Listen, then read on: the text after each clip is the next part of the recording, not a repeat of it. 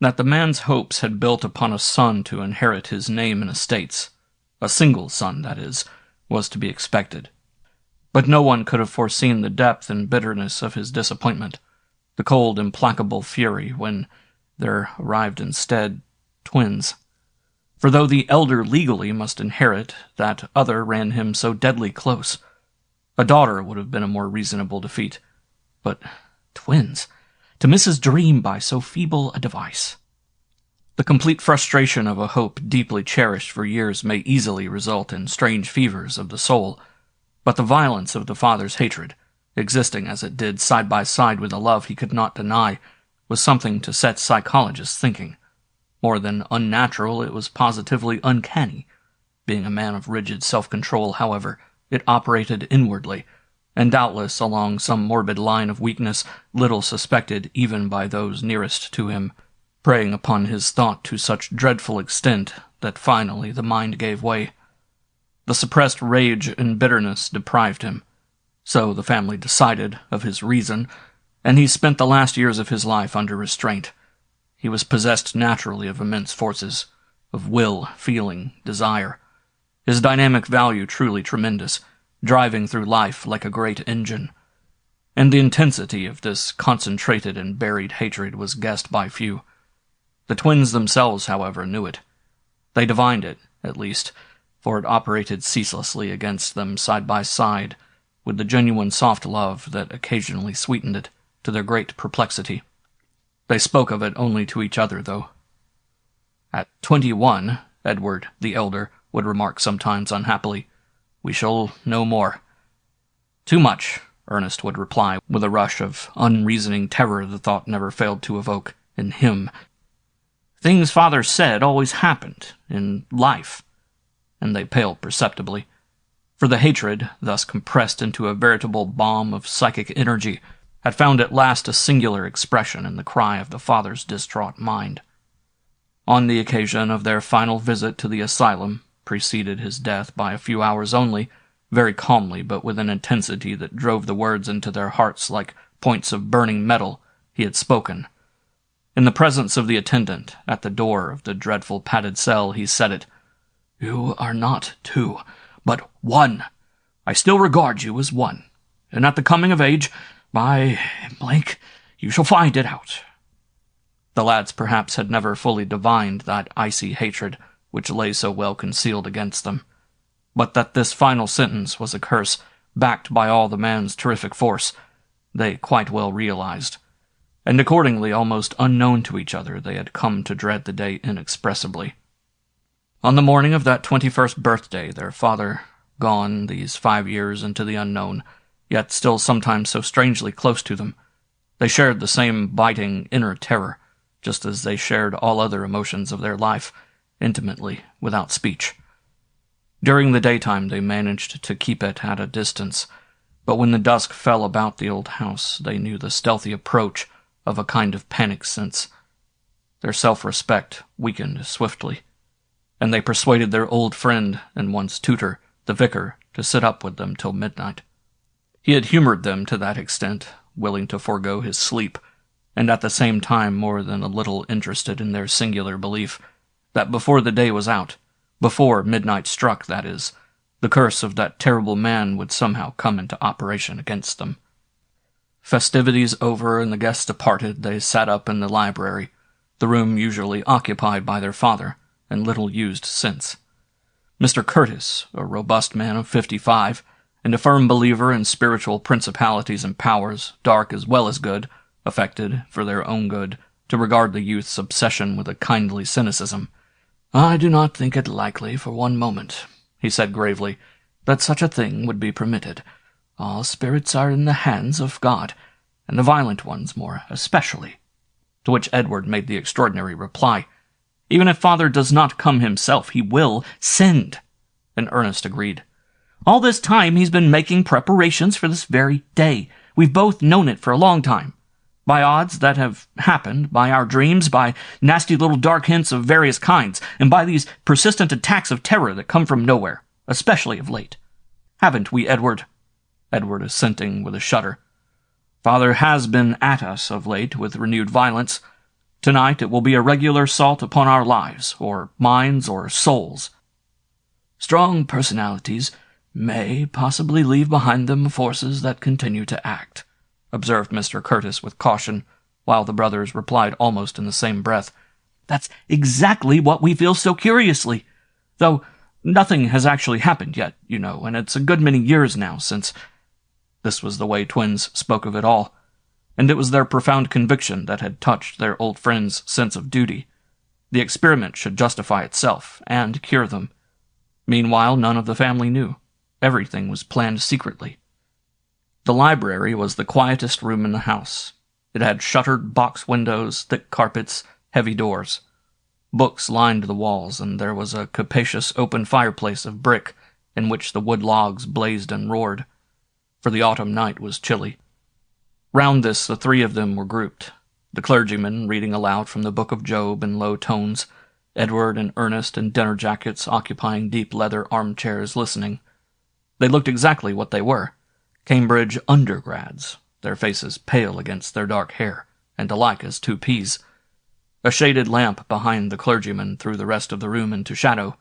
The reading voice was steady, even monotonous, but something in it betrayed an underlying anxiety, and although the eyes rarely left the printed page, they took in every movement of the young men opposite and noted every change upon their faces.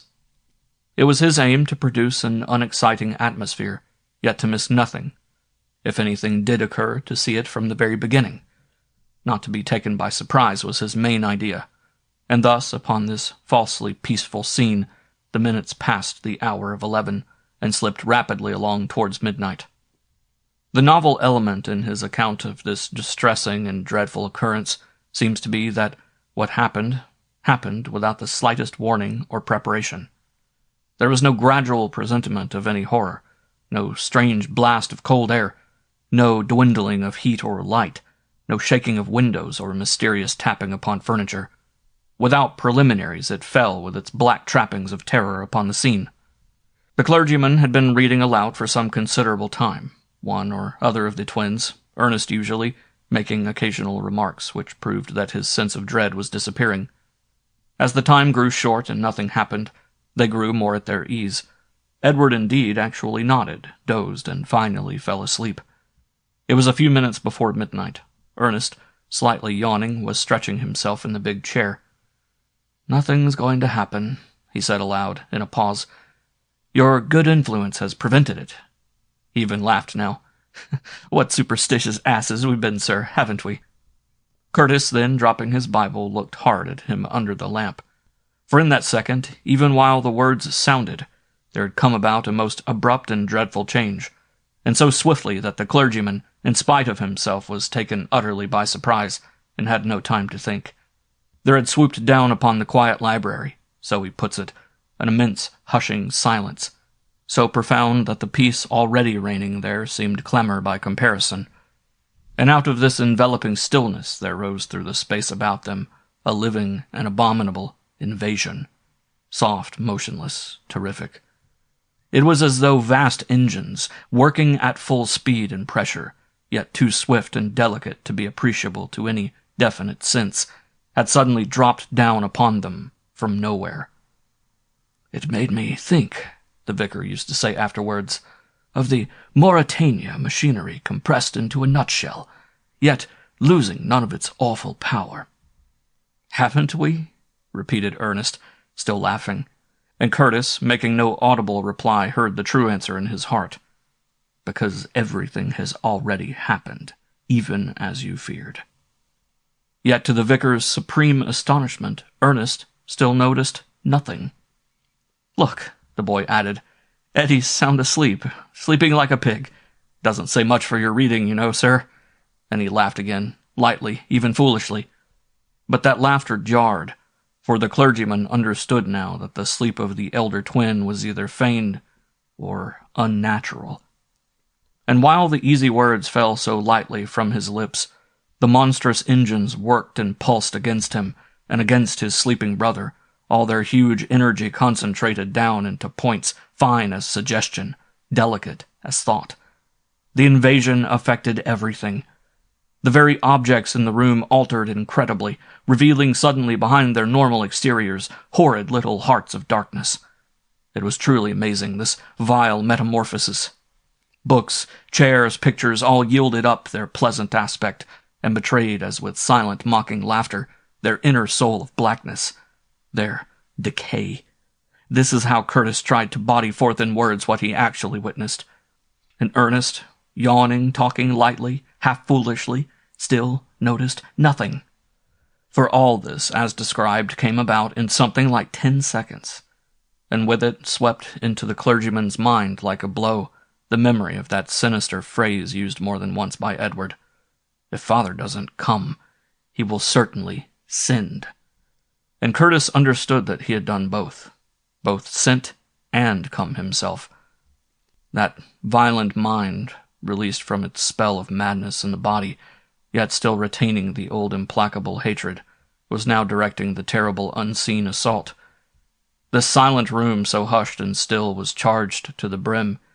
The horror of it, as he said later, seemed to peel the very skin from my back. And while Ernest noticed nothing, Edward slept. The soul of the clergyman, strong with the desire to help or save, yet realizing that he was alone against a legion, poured out into wordless prayer to his deity. The clock just then whirred before it struck, made itself audible. "By Jove, it's all right, you see," exclaimed Ernest, his voice oddly fainter and lower than before. "There's midnight, and nothing's happened. Bally nonsense, all of it." His voice had dwindled curiously in volume. "I'll get the whiskey and soda from the hall." His relief was great, and his manner showed it. But in him somewhere was a singular change. His voice, manner, gestures, his very tread as he moved over the thick carpet towards the door, all showed it. He seemed less real, less alive, reduced somehow to littleness, the voice without timbre or quality, the appearance of him diminished in some fashion quite ghastly. His presence, if not actually shriveled, was at least impaired. Ernest had suffered a singular and horrible decrease. The clock was still whirring before the strike. One heard the chain running up softly. Then the hammer fell upon the first stroke of midnight. "I'm off," he laughed faintly from the door. "It's all been pure funk on my part, at least." He passed out of sight into the hall. The power that throbbed so mightily about the room followed him out. Almost at the same moment, Edward woke up. But he woke with a tearing and indescribable cry of pain and anguish in his lips. "Oh, but it hurts! It hurts! I can't hold you! Leave me! It's breaking me asunder!" The clergyman had sprung to his feet, but in the same instant everything had become normal once more. The room as it was before, the horror gone. There was nothing he could do or say, for there was no longer anything to put right, to defend or to attack. Edward was speaking, his voice deep and full as it never had been before. "By Jove, how that sleep has refreshed me. I feel twice the chap I was before. Twice the chap. I feel quite splendid. Your voice, sir, must have hypnotized me to sleep." He crossed the room with great vigor. Where's Ernie, by the by?" he asked casually, hesitating, almost searching for the name. And a shadow, as of a vanished memory, crossed his face and was gone. The tone conveyed the most complete indifference where once the least word or movement of his twin had wakened solicitude, love. "Gone away, I suppose. Gone to bed, I mean, of course." Curtis had never been able to describe the dreadful conviction that overwhelmed him as he stood there staring, his heart in his mouth. The conviction, the positive certainty that Edward had changed interiorly, had suffered an incredible accession to his existing personality. But he knew it as he watched. His mind, spirit, soul had most wonderfully increased. Something that hitherto the lad had known from the outside only, or by the magic of loving sympathy, had now passed, to be incorporated with his own being. And being himself, it required no expression. Yet this visible increase was somehow terrible. Curtis shrank back from him. The instinct, he has never grasped the profound psychology of that, nor why it turned his soul dizzy with a kind of nausea. The instinct to strike him where he stood passed, and a plaintive sound from the hall, stealing softly into the room between them, sent all that was left to him of self-possession into his feet. He turned and ran. Edward followed him, very leisurely. They found Ernest, or what had been Ernest, crouching behind the table in the hall, weeping foolishly to himself. On his face lay blackness. The mouth was open. The jaw dropped. He dribbled hopelessly, and from the face had passed all signs of intelligence, of spirit.